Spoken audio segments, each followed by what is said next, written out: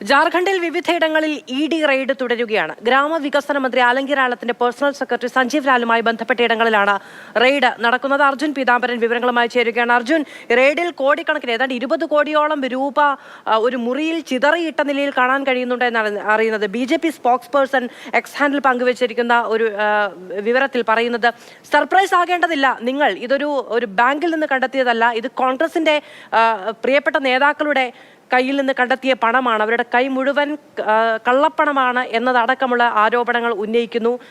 വലിയ തോതിൽ ജാർഖണ്ഡിൽ ഇ.ഡി. റെയ്ഡ്, അതിൽ ഹ്യൂജ് എമൗണ്ട് കണ്ടെത്തുന്നു.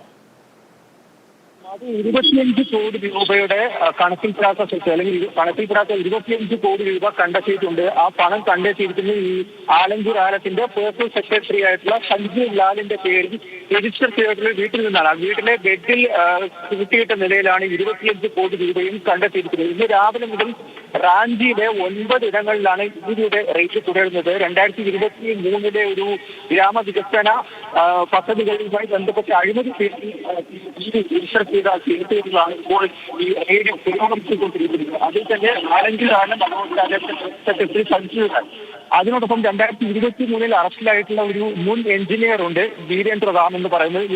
ഇയാളെ ഇപ്പോൾ ചോദ്യം ചെയ്തുകൊണ്ടിരിക്കുകയാണ്. ഈ ചോദ്യം ചെയ്യേണ്ട അടിസ്ഥാനത്തിൽ ലഭിച്ച തെളിവുകളുടെ അതുമായി ബന്ധപ്പെട്ടാണ് ഇന്ന് രാവിലെ മുതൽ ഈ 9 ഇടത്ത് റെയ്ഡ് നടന്നുകൊണ്ടിരിക്കുന്നത്. ഒപ്പം തന്നെ മറ്റൊരു എഞ്ചിനീയർക്ക് വേണ്ടിയുള്ളൊരു തിരച്ചിൽ കൂടി ഇ.ഡി. ആരംഭിച്ചിട്ടുണ്ട്. ഇതിനോടൊപ്പം തന്നെ കണക്കിൽപ്പെടാത്ത 25 കോടി രൂപ കണ്ടെത്തി എന്നുള്ള കാര്യം ഇ.ഡി. ഔദ്യോഗികമായി തന്നെ അറിയിച്ചിരിക്കുന്നു. ഇതെല്ലാം തന്നെ ഈ ഗ്രാമവികസന പദ്ധതിയുമായി ബന്ധപ്പെട്ടിട്ടുള്ള ചില അഴിമതി കേസുകളിലാണ്.